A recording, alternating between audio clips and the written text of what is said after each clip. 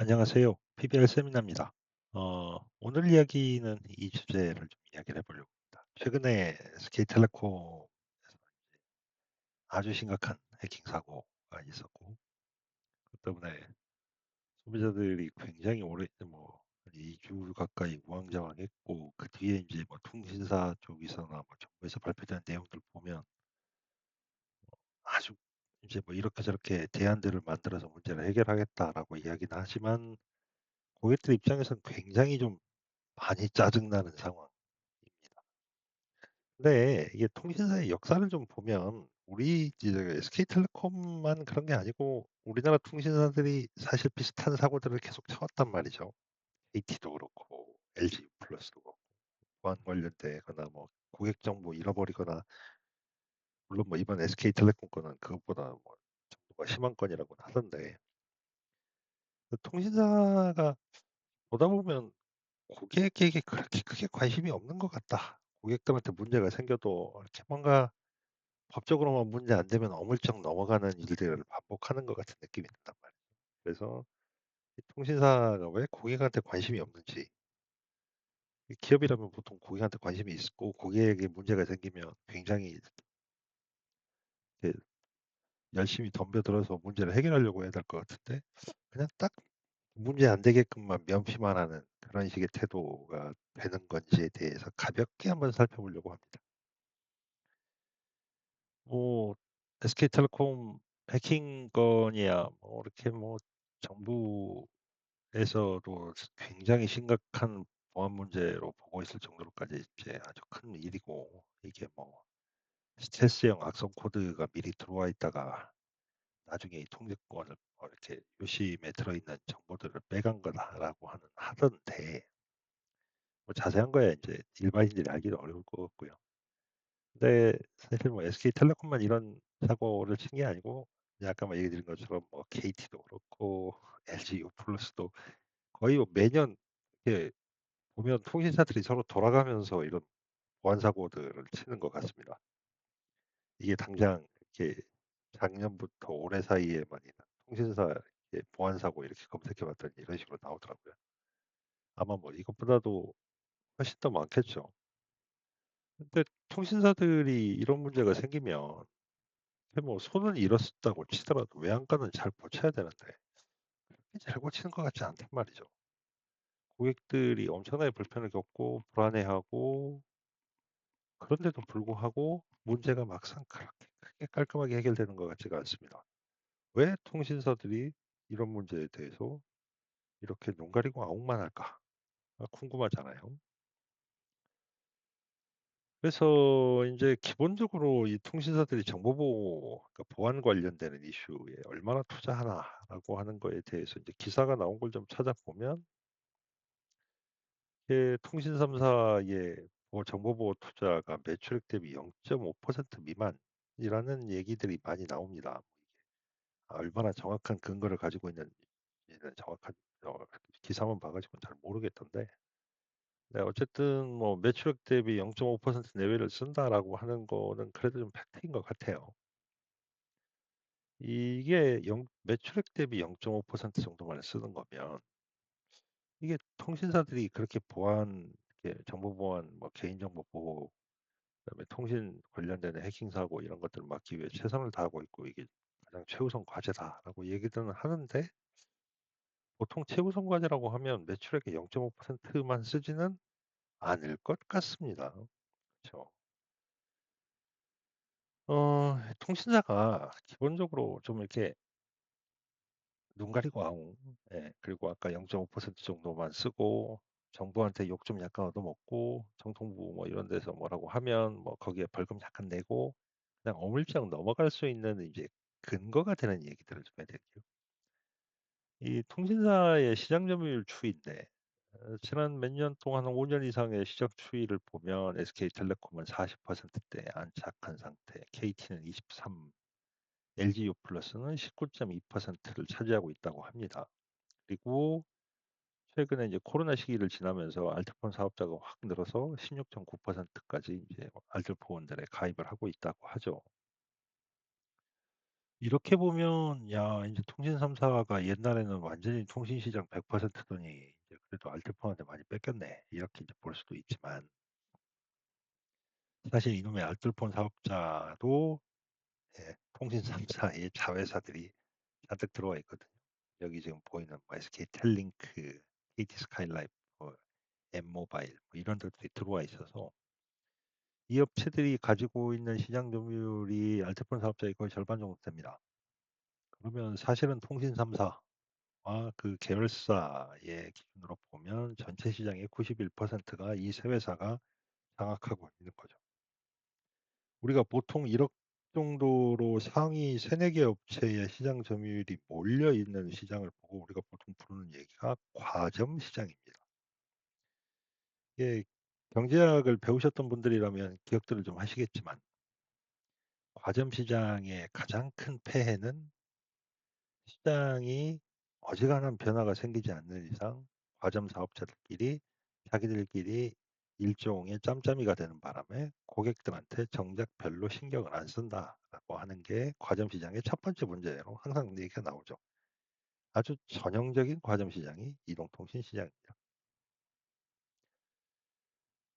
게다가 이 통신사라고 하는 비즈니스가 어떻게 굴러가는지를 기사로 잠깐 이렇게 보여드리면 이동통신 3사는 여기 이제 기사 보시면 주파수값 납부라고 해서 뭐 올해치 8,400억 이상을 납부했다 뭐 이런 얘기를 하는데 이 통신 3사가 정부의 정보통신 진흥 기금하고 그다음에 방송통신 발전 기금에다가 주파수를 사용하는 값을 냅니다.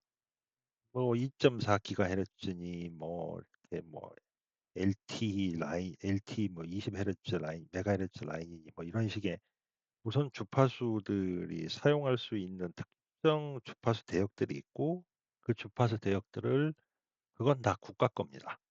원래 공공이 소유하고 있고요. 개별 기업은 우리나라 법상 주파수를 사용할 개별 기업이 자기가 독점적으로 가질 수 없어요. 그래서 그걸 어떻게 하느냐? 정부가 이동통신 사업자들에게 일정한 조건에 맞는 이동통신 사업자가 나타나면 걔들한테 이 주파수를 사용할 일정 기간 동안 사용할 권리를 파는 겁니다. 경매라는 걸 해가지고 그 경매를 해서 받아간 업체가 있으면 사용료를 받는 구조로 돼 있죠. 이통 3사는 이 주파수를 사는 세 개의 업체인 겁니다. 그러면 얘들은 이제 주파수를 샀으니 그 다음에는 뭘 해야 되겠어요? 이제 주파수에다가 설비 투자를 해야죠. 이 주파수로 가지고 중계기들도 설치해야 되고 개별 뭐 우리 이렇게 아파트나 혹은 뭐 건물 지하나 이런 데 들어가다 보면 이렇게 이동통신 3사 이렇게 로고 붙어 있는 안테나 많이 나와 있고 뭐 이런 것들 있잖아요. 그런 게 이제 와이파이 기계인 경우도 있고 그다음에 이제 좀 뒤져보시다 보면 이동통신용 중계기인 경우도 있고 그렇습니다. 그래서 그리고 뭐 이제 이통 중계기들이 그렇게 우리가 이제 바로 이렇게 현장에 있는 중계기만 있는 게 아니고 조금 넓은 범위, 몇백 미터 간격 혹은 뭐 몇 킬로 간격으로 이렇게 하나씩 그 기계가 설치가 되고 그 기계들이 우리가 이제 전화에 사용하거나 데이터를 사용하는 그런 무선 통신 주파수들을 이렇게 릴레이를 해주는 구조인 거죠. 그래서 이 통사들은 주파수를 사고 그 주파수에 맞는 기기, 그러니까 중계를 하기 위한 장비들을 사서 설비 투자를 합니다. 이 설비 투자 규모가 굉장히 큽니다. 이 통사들이 올해 뭐 설비 투자를 줄였다고는 하지만 이 CapEx라는 이 표현은 설비 투자란 말이거든요. 캐피탈 익스펜디처럼. 그래서 설비 투자를 올해 7.6조 원 정도인데 이게 줄인 겁니다. 3사 합치면. 굉장히 많은 투자를 합니다. 이렇게 뭐 전국에 뭐 5G 중계기가 뭐 중계소가 뭐 몇천 개가 있고 그러면 이 몇천 개의 다 장비를 설치하고 이게 세팅이 끝나고 작동이 제대로 되는지 확인하고 이러는데 돈이 많이 들겠죠. 그래서 이 통사는 주파수하고 KPX에다가 돈을 엄청 씁니다. 그리고 나머지에 돈을 안 써요. 이 두 개만 가지고 기반이 깔리면 그다음부터는 이동통신은 개인의 선택, 소비자가 나는 이동통신 사용 안 할래. 이렇게 하는 경우는 흔치 않죠. 우리 우리나라 대한민국처럼 이렇게 나이가 여든이신 분들도 스마트폰을 사용하시고 10살인 친구들도 스마트폰을 사용하는 나라에서 통신은 무선 통신은 개인의 선택의 선호에 따른 소비재라는 개념보다는 거의 사실은 준공공재에 가까운 인프라입니다. 누구나 써야 되는 물건인 거죠. 그리고 그걸 서비스하기 위해서 무선 주파수와 중계용 장비들을 가지고 있는 업체가 통신 이통사라고 보시면 됩니다. 뭐 중계기를 투자하고 주파수에 투자한 엄청나게 큰 돈이 있으니까 이제 이 돈보다 그리고 이제 이런 설비들을 운영하고 이렇게 하기 위해서 들어가는 비용들보다 더 많은 돈을 벌어내기만 하면 이통사 입장에서는 그냥 계속 가는 거죠.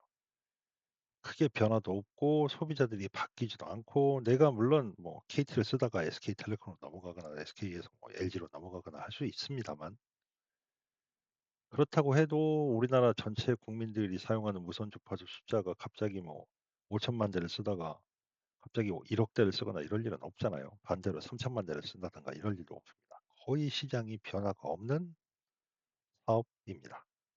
장기 투자를 하고 시장 변화 없이 끌고 가는 거죠. 그러다 보니 이제 어떤 문제가 생기느냐. 무선 통신사들이 매출액도 비용도 별로 안 바뀝니다. 아까 보셨겠지만 한 해 대규모로 설비 투자, 한 해 대규모로 뭐 무선 주파수 통신 이렇게 하고 나면 그 비용을 한꺼번에 내는 것도 아니고 뭐 10년이면 10년에 걸쳐서 내는 거기 때문에 그 비용들을 내다 보면 이게 균등하게 나눠질 거잖아요. 근데 고객도 거의 변화가 없습니다. 뭐 2,500만 명, 그럼 2,500만 명. 이 사람들이 사용하는 게 뭐 LTE랑 5G가 이렇게 섞여 있어서 뭐 인당 5만 원씩을 쓴다? 그러면 딱 금액이 정해집니다. 그렇죠? 그리고 그걸 하기 위해서 무선 주파수 비용 정해졌고 설비 비용도 거의 정해집니다. 변화가 생기는 거래 봐야 뭐 종업원 급여에 뭐 광고 선전비 약간의 뭐 이 정도. 그리고 이제 이동통신 영업을 하기 위해서 외부에 영업하는 대리점들 있죠.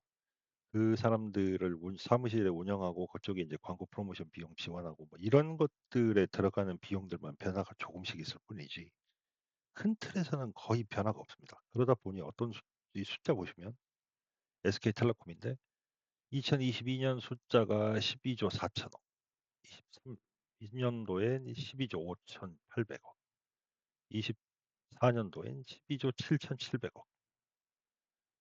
네, 이게 보시면 민간 회사에서 매출이 이 정도로 안정적이기 쉽지 않죠. 내가 더 황당한 건 영업비용입니다. 영업비용도 11조, 11조, 11조. 거의 뭐 이렇게 복붙해 놓은 것처럼 매년 똑같습니다. 물론 이제 디테일로 내려가면 뭐 인건비가 조금 올라갔다 내려갔다, 뭐 지급 수수료가 들었다 늘었다, 뭐 이렇게들 합니다만 설비 사용 비용이라고 설비 투자비라고 할 수 있는 감가상각 비용은 거의 똑같고 광고 선전비는 오히려 줄어들고 있죠. 줄어들고 있는 이유는 5G 고객들 대부분 다 확보했으니까 더 광고 많이 돌릴 이유가 사실 별로 없는 거고요. 그러니까 이러다 보니까 영업이익은 매년 1조 5천억, 1조 3천억에서 1조 5천억 사이, 대략 영업이익률로 따지면 11%에서 한 14% 사이 정도를 유지하면서 이익을 챙기고 있습니다.